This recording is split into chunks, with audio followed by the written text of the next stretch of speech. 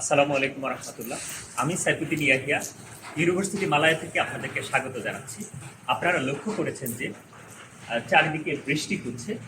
এই বৃষ্টির মধ্যে আমার হঠাৎ করে একটা বিষয় মনে পড়ে গেল যে যখন ইউনূস সরকার বাংলাদেশের ক্ষমতায় ছিল, ঠিক তখন বিএনপির নেতৃবৃন্দ ইউনূস সরকারের অনেক সমালোচনা করছিলেন এবং তারা এমন স্বপ্ন দেখাচ্ছিলেন যে মানুষকে, যে গণতন্ত্র এবং ডেভেলপমেন্টের ছোঁয়ায় বাংলাদেশকে মনে হয় ভাসিয়ে দিবেন। কিন্তু এখন আমরা যখন বাস্তবতা দেখছি যে এই সরকার ক্ষমতায় আসার পরে মানে জোয়ার তো বইছেই না, বৃষ্টি তো হচ্ছেই না, যে সৃষ্টি সুখের উল্লাসে বাংলাদেশের মানুষ ভেসে যাওয়ার কথা ছিল, যে উল্লাস করার কথা ছিল, যে গণতন্ত্রকে উদযাপন করার কথা ছিল, সেই গণতন্ত্রের এখন খরা চলছে বাংলাদেশে।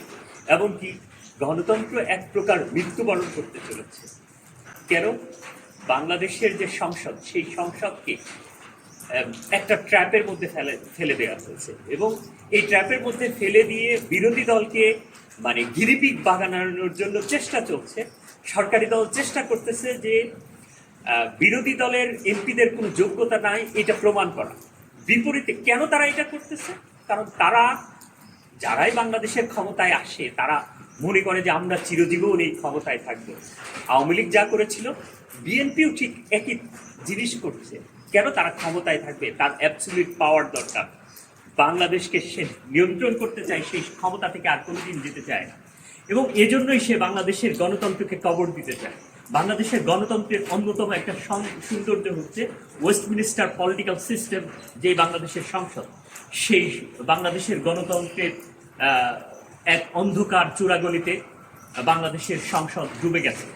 এখান থেকে আর কবে মুক্তি পাবে জানি না। বাংলাদেশের মানুষ প্রত্যাশা করেছিল যে বিরোধী দল এবং সরকারি দল গিয়ে যে ডিবেট করবে, যেই আইনগুলো আসবে পার্লামেন্টে, যে বিল আসবে, সেটার আইনগত দিকগুলো, ভিত্তিগুলো ডিবেট, আর্গুমেন্ট, পাল্টা আর্গুমেন্ট, ডিবেট এবং লজিক্যাল কনক্লুশনের মধ্য দিয়ে বাংলাদেশের মানুষের জন্য একটা ভালো কিছু বয়ে নিয়ে আসে।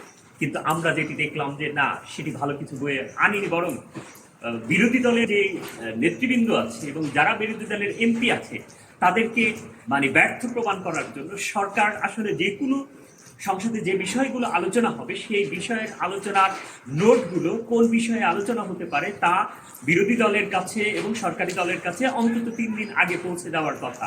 কিন্তু সেই জিনিসগুলো তারা পৌঁছে না দিয়ে এইটা একটা ট্র্যাপের মধ্যে বিরোধী দলকে ফেলছে। এই কারণে যে তারা যেন কোনো প্রিপারেশন না নিতে পারে, সরকারি দলকে যেন চ্যালেঞ্জ করতে না পারে। চ্যালেঞ্জ করলে হবে কি, বাংলাদেশের মানুষ সচেতন হয়ে যাবে এবং সরকারের সমালোচনা করবে এবং সরকারকে বিপদে ফেলবে এবং বিরোধী দল যে চ্যালেঞ্জ ছুটতে পারে এইটা প্রমাণিত হয়ে যাবে এবং তাদের যোগ্যতার যে স্বাক্ষর, এইটা মানুষ দেখে তাদেরকে বাহবা দিবে এবং পুরো পাবলিক অপিনিয়ন বিরোধী দলের কাছে অনেক বেশি চলে যাবে। যদিও এখন বাংলাদেশের পাবলিক অপিনিয়নটা বিরোধী দলের পক্ষে, বাংলাদেশের মানুষ তাদেরকে ওয়েলকাম করতেছে যে এই সরকারের বিপক্ষে একটা বিদ্রোহ করার জন্য বা রাজপথে নেমে আসার জন্য। কিন্তু বিরোধী দল কনস্ট্রাকটিভ ভূমিকা পালন করার চেষ্টা করছে এবং বাংলাদেশের সরকারকে সহযোগিতা করতে চাচ্ছে। কিন্তু বাংলাদেশের সরকার সে পথে না হেঁটে বাংলাদেশের সরকার একটা স্বৈরাচারীর পথ ধরছে। আমরা জানি না এই পথটি আসলে কোথায় গিয়ে থামবে, কিন্তু আমাদেরকে মনে রাখা উচিত, সরকারি দলের প্রতি আমার অনুরোধ, যে বাংলাদেশের মানুষ যে প্রত্যাশা নিয়ে আপনাদেরকে ক্ষমতায় নিয়ে এসেছে, আপনারা যেভাবে বলছেন যে মানুষ আপনাদেরকে ক্ষমতায় নিয়ে এসেছে, সেই জায়গায় মানুষের প্রত্যাশা আপনারা পূরণ করতে পারেননি। বাংলাদেশের দিকে যখন তাকায় যে তেলের স্মৃতি, পেট্রোল নাই, চারিদিকে হাহাকার, সরকার এটাকে ম্যানেজমেন্ট করতে ব্যর্থ হয়েছে এবং আমি মনে করি সরকার এখানে তার কমপ্লিট ম্যানেজমেন্টের যে ফেইলুর, সেই ফেইলুরটা ফুটে উঠেছে। আরেকটা কথা যেটা, সেটা হচ্ছে সরকার মানুষের সাইকোলজির আলোকে সিদ্ধান্ত গ্রহণ করতে পারছে না। মনে হচ্ছে এই সিদ্ধান্তগুলো বাহির থেকে কোথাও কি কোনোভাবে চাপিয়ে দেওয়া হচ্ছে। তাহলে এই গণতন্ত্র আসলে যে সংসদের প্রতি মানুষের প্রত্যাশা ছিল, সেই সংসদের প্রত্যাশা নিয়ে বাংলাদেশের মানুষ তো এখন খুবই হতাশ। তো এই জায়গায় আমি যেটা বলতে চাই যে যারা ক্ষমতাসীন আছে তাদেরকে মনে রাখা উচিত, ওয়াল আসরে, সময়ের কসম, সময়ের নিষ্ঠুর প্রতিশোধ থেকে আমাদেরকে বাঁচা উচিত। আপনি হয়তো যে সিস্টেম করছেন, বিরোধী দলকে যেভাবে আপনি প্যাচে ফেলছেন, যেভাবে বিরোধী দলকে ডিল করছেন, হয়তো প্রকৃতির প্রতিশোধটা এর চেয়ে সমপরিমাণ কিংবা এর চেয়ে বেশি ভয়ঙ্কর হয়ে দ্বিগুণ হয়ে এমন আঘাত করবে, সেই আঘাতে আপনাদের ছিন্ন ভিন্ন হয়ে যাওয়ার উপক্রম হতে পারে।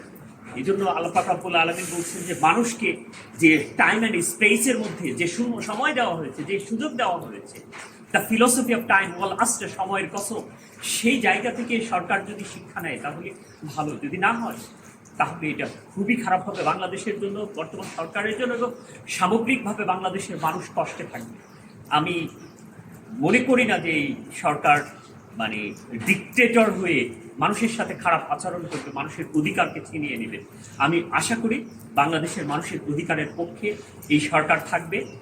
আমরা সকলে মিলেমিশে একটা কনস্ট্রাকটিভ ডেভেলপমেন্টের পক্ষ দিয়ে বাংলাদেশের মানুষকে একটা ভালো গণতন্ত্র আমরা উপহার দিতে চাই। যে গণতন্ত্র মানব সভ্যতাকে কিছু দিতে পারে না, সেটিও যদি প্রুভ করেন তাহলে বাংলাদেশের মানুষ এই গণতন্ত্র থেকে মুখ ফিরিয়ে নিতে পারে।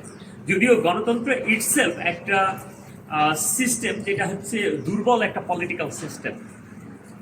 এই দুর্বল পলিটিক্যাল সিস্টেমটা আসলে কখন ফাংশন করে খুব ভালোভাবে, যখন জনগণের সাথে সরকারের একটা সম্পর্ক হয়, বিরোধী দল সবাই মিলে মানে দেশটাকে, সংসদকে ফাংশন করে, সবাই তখন দেখে যে গণতন্ত্রের সৌন্দর্য, এই গণতন্ত্রের বিউটিটার মৃত্যু ঘটছে।